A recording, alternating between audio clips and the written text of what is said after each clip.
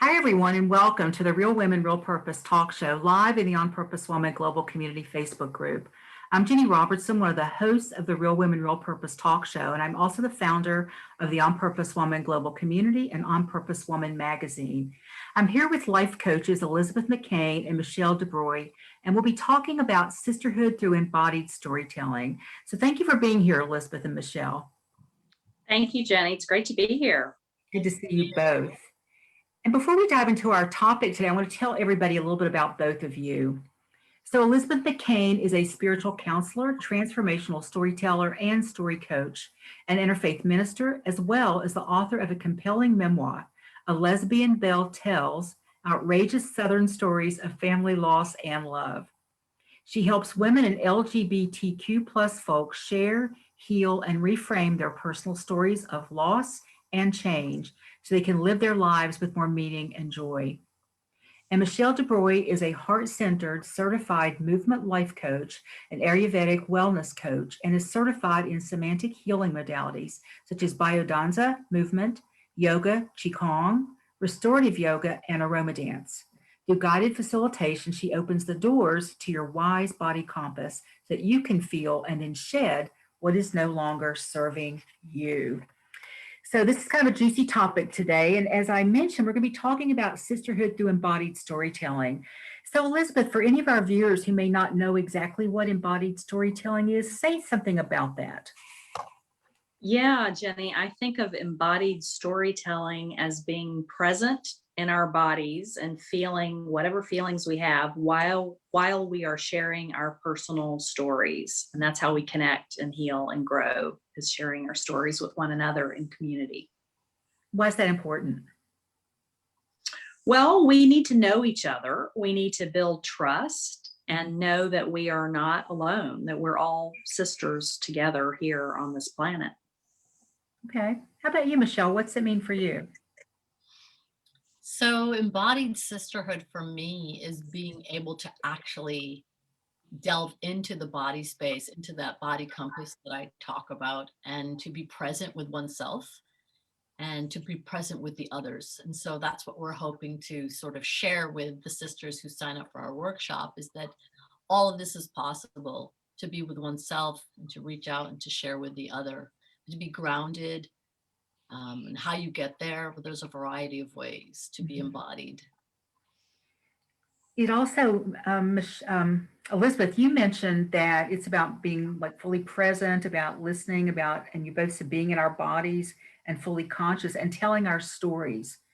So when we tell our stories to other women in like a circle or women that we trust and we want to be in deeper relationship with, what happens? Like, why is it important to tell our stories? I think when we share our stories, we start to build trust and we start to really know each other and build an intimacy, especially in a circle. And I guess I come by it naturally because I grew up in the South, where storytelling on the porch was, my dad was a great storyteller, my aunts. But I've done professional storytelling, but I also have always done personal storytelling. That's one of my favorite things, is just to hear somebody share their story. And so many of us have so many amazing stories from this pandemic that I think we can really connect on a deeper level and grow and heal a lot by sharing them with one another. Mm-hmm. Anything to add, Michelle? Yeah, and on the embodiment side, I think that the body tells a story as well. Mm-hmm. Everyone's body lives a life, and through the dance, through the movement, we tell stories. And so what I'm hoping to do is facilitate women's stories through movement by connection to themselves and to others. I mean, we live 50, 60 years and a lot happens, and sometimes we can see it on the face and sometimes we can see it in the body. And so when we're willing to tell our stories to other women who are there to listen to our stories, does it also, well, I know the answer to this, I'm just going to make it a statement then rather than a question. It gives other women a sense that they're not alone as well, correct? Like sometimes we think we're the only one that has ever had that experience. It's very deep. Yeah. It's very healing, and especially during the pandemic when many of us were isolated at home and socially distancing. I think that became even more important to be intentional about connecting and sharing our stories and knowing that we're not the only ones feeling anxiety or fear or grief. Yeah. Because once we share that with one another, there's a healing and a deepening. There's something I read the other day about people who spend too much time, a lot of time on social media, are actually more depressed and anxious than people who spend time together. Of course, during the pandemic, we couldn't spend a lot of time together outside of our homes. And there was something else, I think it was in the Washington Post a few months ago, about how friendships have either deepened or faded out during this pandemic year. I thought it was really interesting. Yeah. Well, you and I go back a ways, Elizabeth, but I think you and I, Michelle, go back even further. We've known each other even longer. And I didn't know you two knew each other. So how did this collaboration come about with the two of you doing this workshop, which we're going to talk about in a minute too? Well, we met through you about in 2008 or 9. I think it was before I started performing. Wow. Right. I known you that long, Elizabeth? I didn't realize I'd known you that long. But I came back to the country in 2009. So I think I met Ginny in 2010 because I started I think you were one of the first people that I met because of your organization. I was like, well, how can I meet women? I want to meet some network with some women. Yeah, maybe it was 2010. I think it was a while ago. 10, 11 that you and I then met. Yeah. Soon. It was within a couple of years. Yeah. And so we hit it off. We both laughed a lot, I remember. And then over the years, occasionally I would go to Michelle's workshops, a goddess gathering, and the dance and movement. And then we, Facebook likes and comments here and there. And then at some point, I think I invited you to lunch, Michelle, a couple of years ago. I just thought, this is a woman I really want to get to know on a deeper level. And so we hit off, and then we got together again starting last fall. And that's when sort of organically this idea happened. I had been trying to do a workshop similar to this. Actually, I did a workshop very similar to this right before the pandemic hit at an Episcopal church on Capitol Hill. And it was packed. We called it the St. Mark's Sisterhood, and 25 women signed up immediately. We had a waiting list. And so the first 2 or 3 sessions and then this pandemic hit, and we finished it a little bit on Zoom, but I knew that I wanted to do it again. And so first we got together, and I just noticed we laughed a lot. We had like a 3-hour lunch, right, Michelle? It was a long, funny lunch. It was lots of fun. Lots of fun.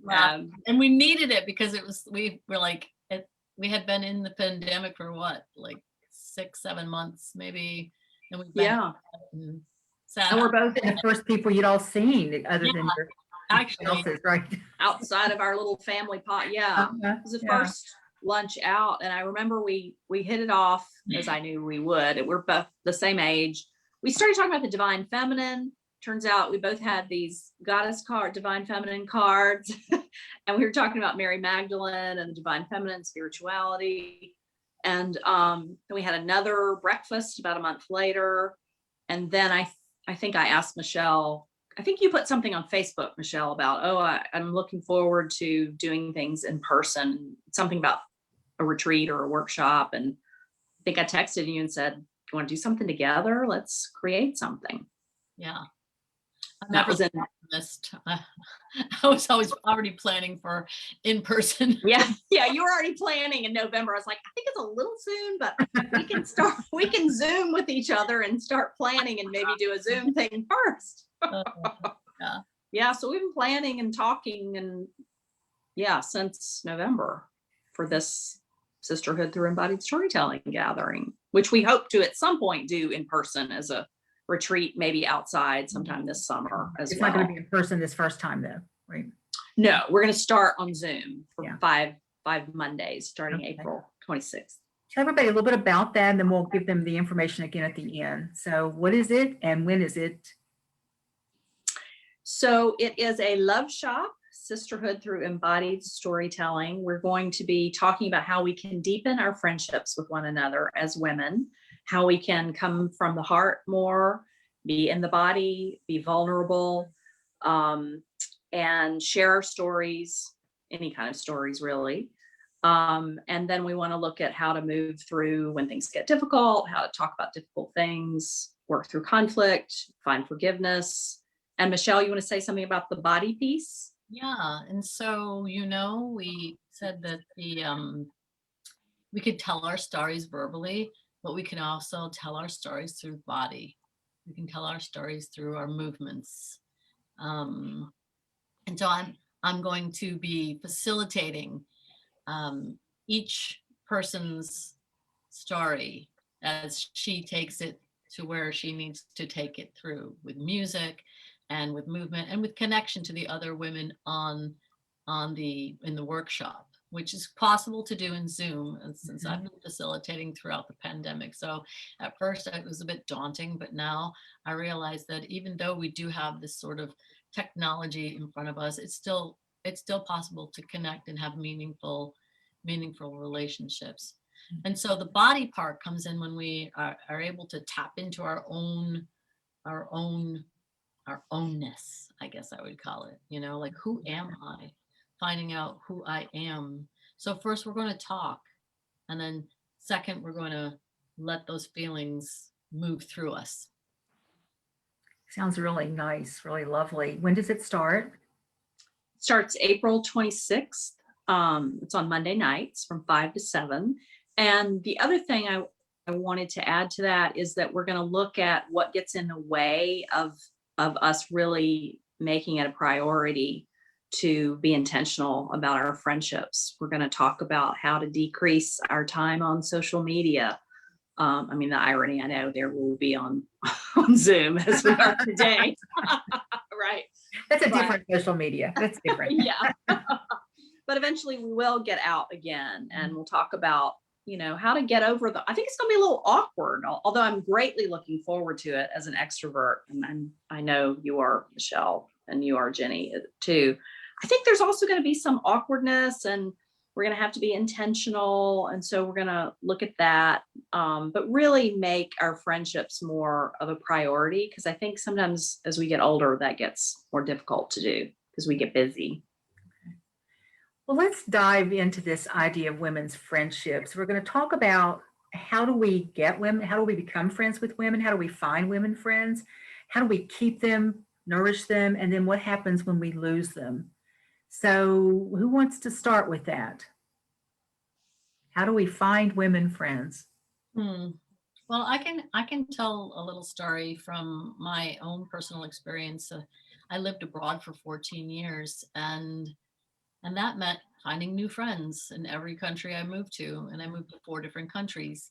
And so each time it was supremely sad to leave behind women with whom I'd forged friendships. But then the question ahead of me was like, well, do I just sit at home and just live without friends, or am I going to reach out?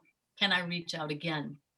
And so each time it was a practice in me reaching out again and saying, hey, finding women, finding activities I like to do, and then finding the women who I resonated with, and then constantly reaching out and just hanging out.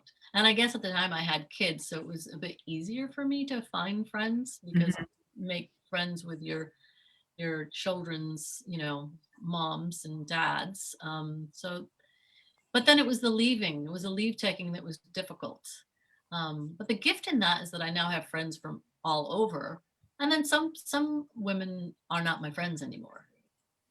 So I think it's a matter of desire.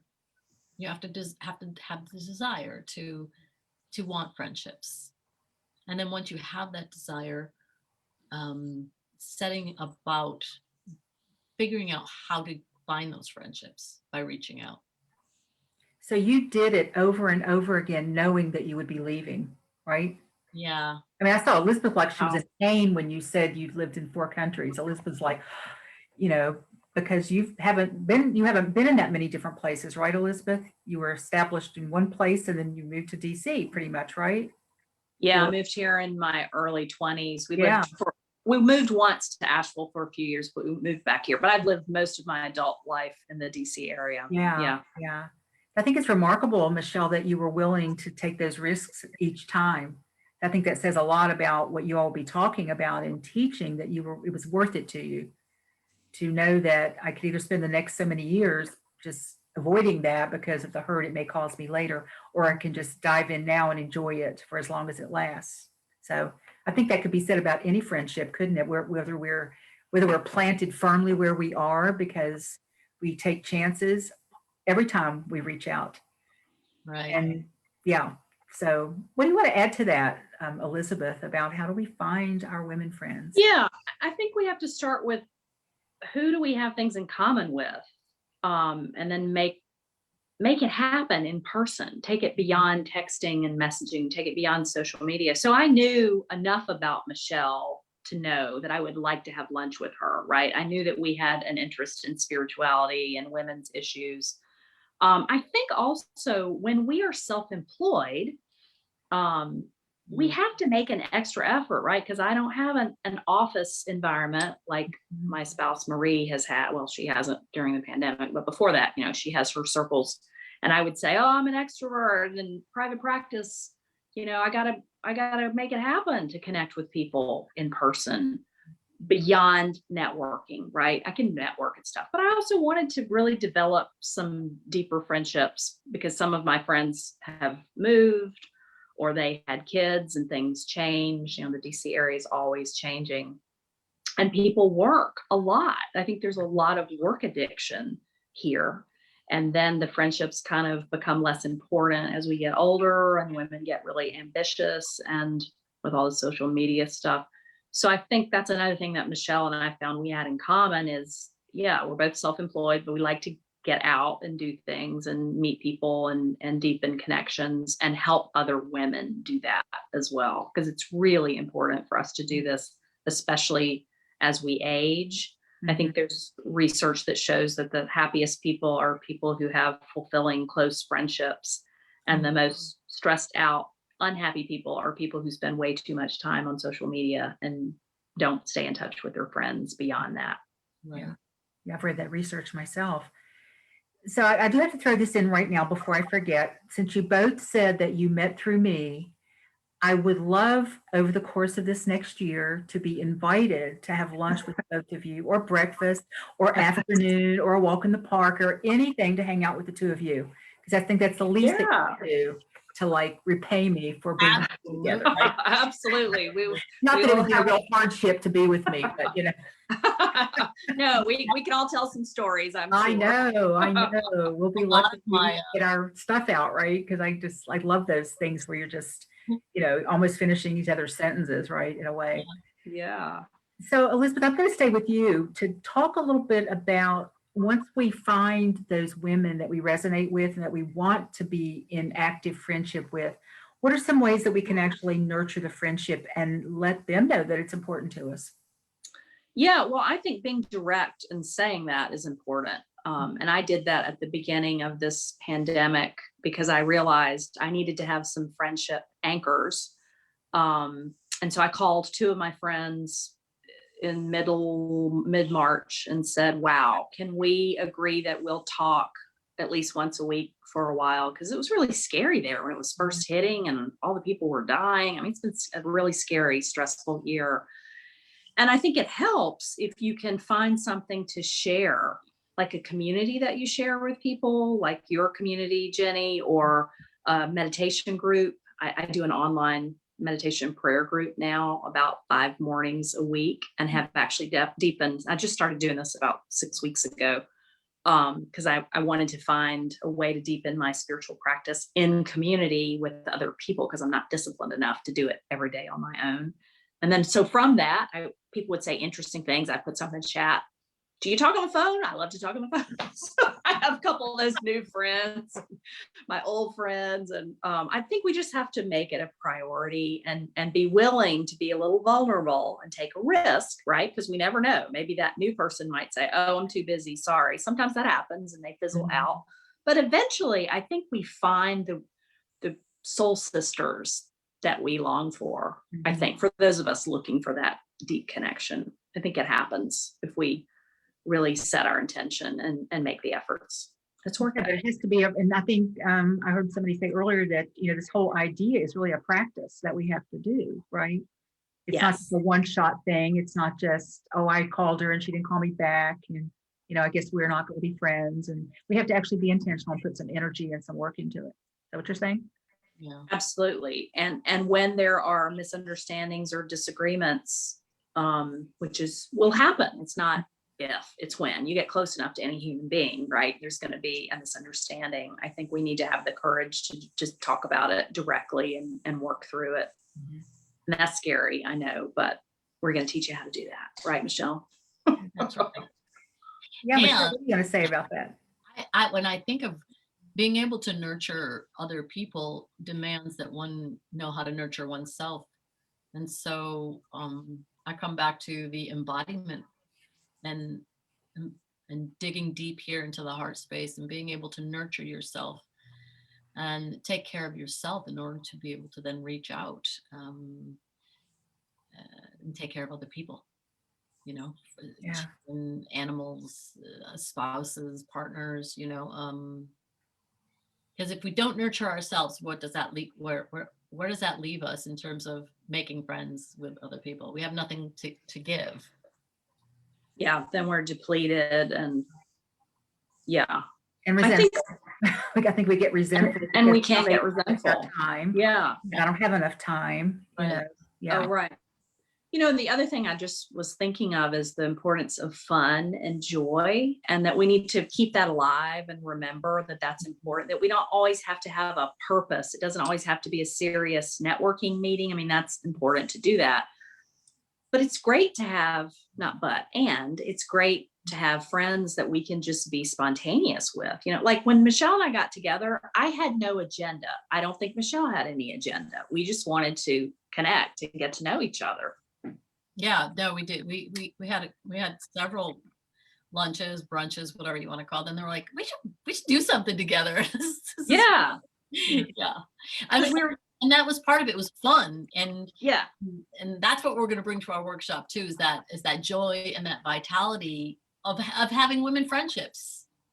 Absolutely. And I remember we were talking about, wow, what's happening as we're getting older? Why are women not getting to, even before the pandemic? I was noticing this the last 5 years. It's been harder to, unless you live, I think traffic is another issue around here. Unless you live really close to your friends, if you're blessed to have your close friends as neighbors, that is wonderful. But if you live far away, like my friends that I've known for years and years, they're scattered. Capitol Hill, Fredericksburg, Asheville, North Carolina, they're long distance friends. And so at some point we have to be really intentional about, okay, who's in my really close tribe and who am I going to be seeing on a regular basis? And sometimes it helps to be in a group together or to just put it on the calendar, like we're going to, during the pandemic, talk on the phone once a week. And then when we're starting to open up and get our vaccination. So I already have some other things planned, a patio visit with this one and a lunch with that one. And Michelle and I are going to have lunch soon. Right? We haven't in a while, actually. We've been doing a lot of Zoom chats. Yeah, a lot of Zoom. It's nice, but not quite the same, right? Nice. It's nice to see. No, it's not the same, but it's nice to see people's faces, and you can just sort of be chill on Zoom. It's like you're sitting in someone's living room. Actually, for that, then I would think I would be with somebody and we had to be masked. I think I'd just rather be on Zoom and see their faces than have to sit, 6 feet apart and with a mask on. But right. I love how you both talked about this idea to work together was very organic. You didn't come with that intention first. You came and you developed the friendship, because you probably had this experience where somebody you've never met may message you or email you and say, oh, I like what you do. Why don't we meet and talk about how we might work together? Do you ever get those kind of questions? I do. And A it's long kind time of ago, yeah. surprises me, because why would anybody want to work with me if they don't really If they know don't. who I am yet? Yeah. They don't know you. Yeah. Yeah. And so I love that whole organic piece. And I think that's the way friendships develop. We don't go into a meeting with somebody thinking, oh, they're going to be my new best friend. Right. We go Right. into it just, it's like a date. It's a first date. It's that, do I want to have a second date? Yeah, it And I is. have to tell them more on my second date than I did on my first date, Yeah. that kind of thing. Sometimes Yeah. no matter what we do, though, and how much we think we're invested or whatever, relationships end, friendships end. Sometimes they end, they just fade away and it's fine. Sometimes they end because there's anger, something, misunderstandings, whatever the cause. How do we deal with that when it happens? Because that could make us kind of shy, couldn't it? A little shy of being vulnerable again, of finding another friend or two. Yeah. So you start that. No, did you say Michelle? I did say Michelle. Oh, If maybe. she wants to. Yeah. Yeah, I mean, sometimes friendships are meant to last for certain amounts of time. I mean, that's what I believe, and I think that sometimes they fizzle just organically, and it just sort of ends. Like in my case, you could. I've met so many people from so many places in the world that I can't possibly be connected to so many people all the time. So it was sort of like, well, who are my dear friends that I'm going to stay with? It's not that I'm not friends with other people, the other women anymore. It's just that there are so many minutes in a day. You know what I mean? I make, yeah, having moved so often, I made a lot of lovely women friends. And then there's the friendships where you do have conflict, and perhaps it's just not a friendship that's meant to be, or perhaps it's friendship that can be mended through communication. Yeah. Yeah, and I think it's just really important to be courageous and willing to talk through conflict, because if we get close enough to anyone, I think I just said this a while ago, but it's not if we have conflict, it's when. How are we going to deal with it when we have conflict? And if we can stay calm and speak directly, I statements, not a blaming thing, but to be willing to be vulnerable. I was disappointed when you canceled our last 3 lunches, or I'm just making this up, but because it'll come up, because we have different emotional needs at different times. And sometimes one friend might want more connection. The other is busier, doesn't want that same amount. I think this pandemic has taught us to, given us an opportunity to look at who were the really close, important friendships that I want to continue to nurture, maybe even some new ones that have come along. I have some new friends as well. But Michelle's right, there are only so many hours in a day, and we can't be always connecting deeply with everyone. And it's different for different people. Like I'm an extrovert. I love to connect, and I do not have children. Marie and I do not have children. So I probably have a little bit more time to connect deeply, and I'm not that connected to my siblings. So sisterhood is really important to me, especially as I grow older. So we're going to talk a lot about that, about how do we develop those friendships and sustain them, right? Yeah. Oh, you know what? Another interesting thing about Elizabeth and I is we both went to all women's colleges. Right, I forgot. Yes, good. Yeah. We did. Which I loved. Albertus Magnus in New Haven, Connecticut. Yeah. And Randolph-Macon Women's College in Virginia, which is now co-ed, darn it. Yeah, so is mine, darn it. They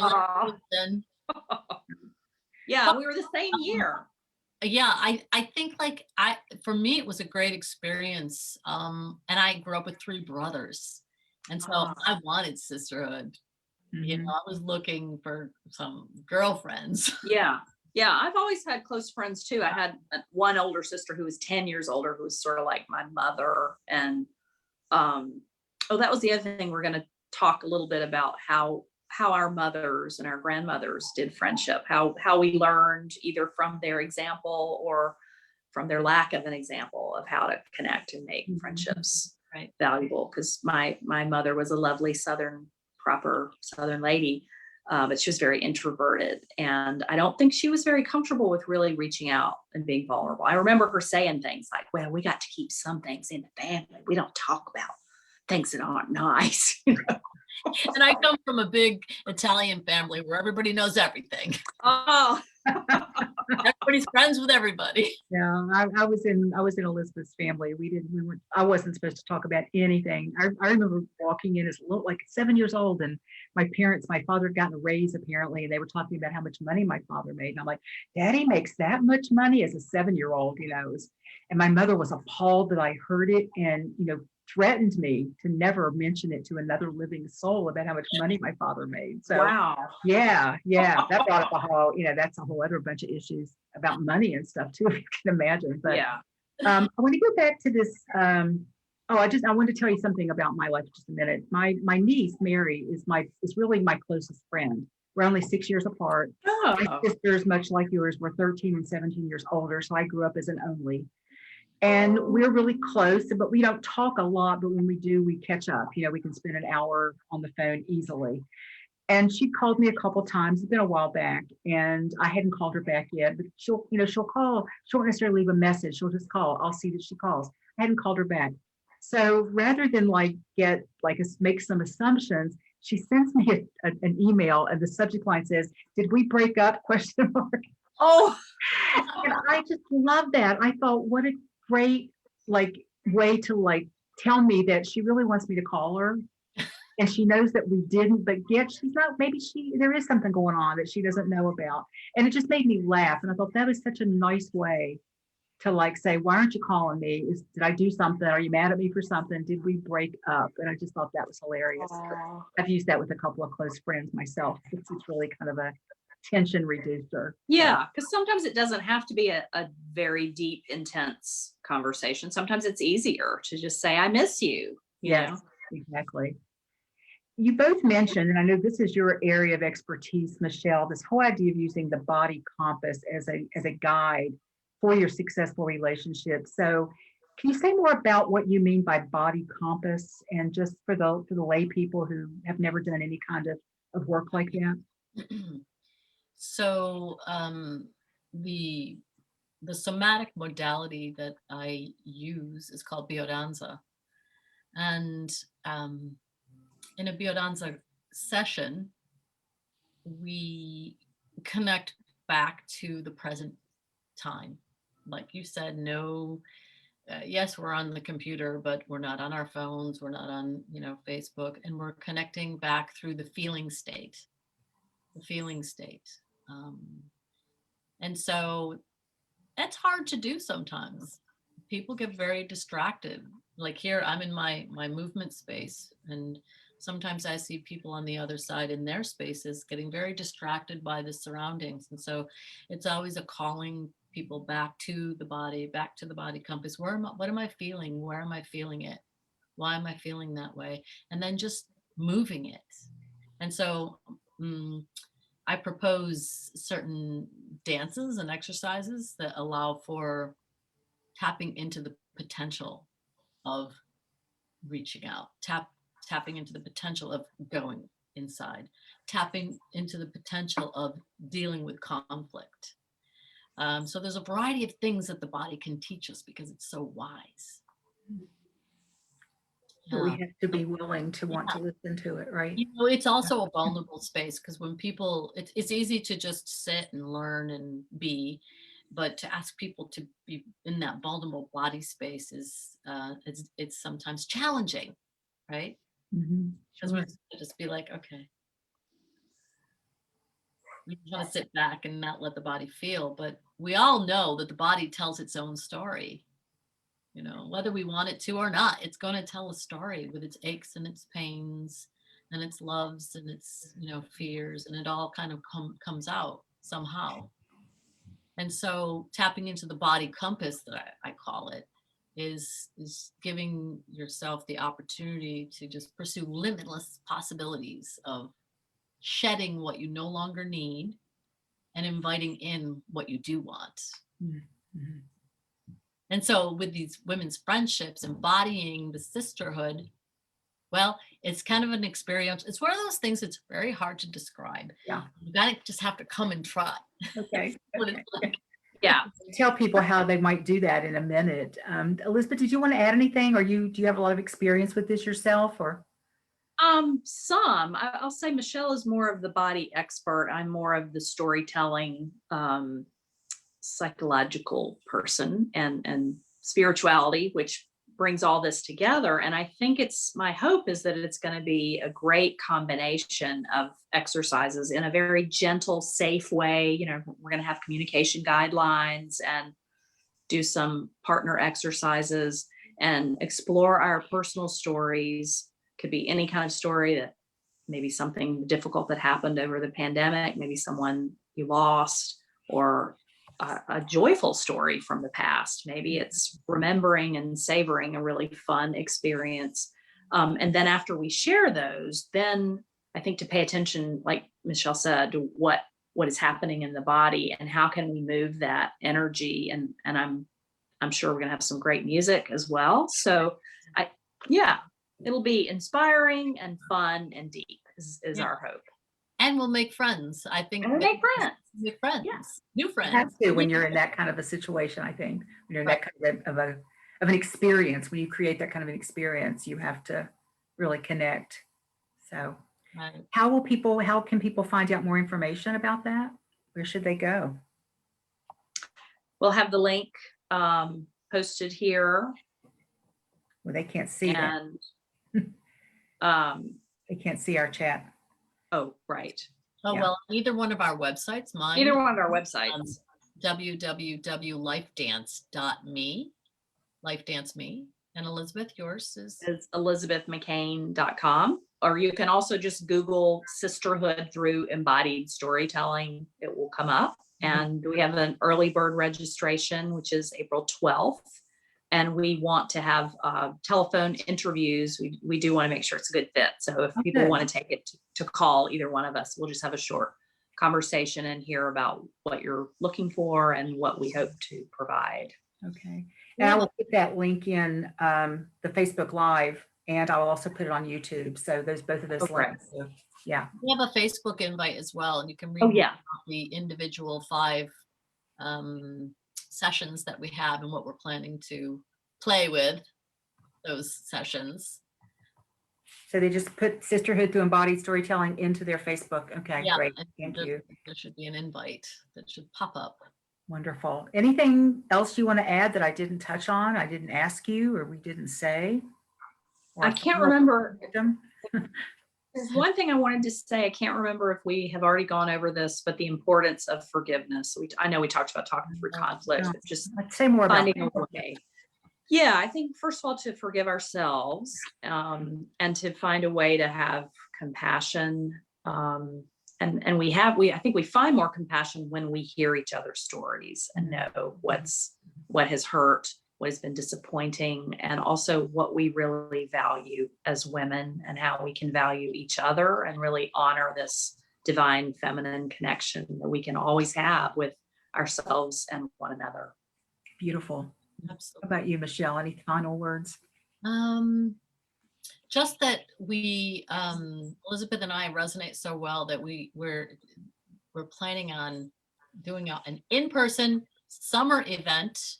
Yeah. Outside somewhere in 2021, because I think this would be even more powerful if we could do this in person. Yeah. First time here, we're going to present this to you on Zoom, via a Zoom format, but stay tuned. We're working on it. Yeah. For the live show. Sounds wonderful. Getting our vaccinations, and we're going to gradually start to get out there, and we will have something. Yeah. Thank you so much for introducing us, Ginny.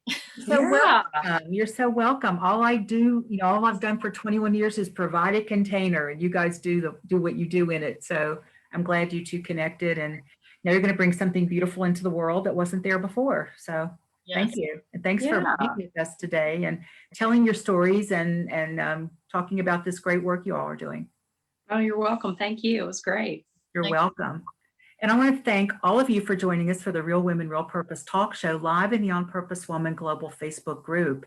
For a list of the Real Women, Real Purpose talk show topics, you can go to my website, opwgc.com. That's opwgc.com, which stands for On Purpose Woman Global Community. Click on the magazine and you'll get a list of all of these reviews, all of these interviews.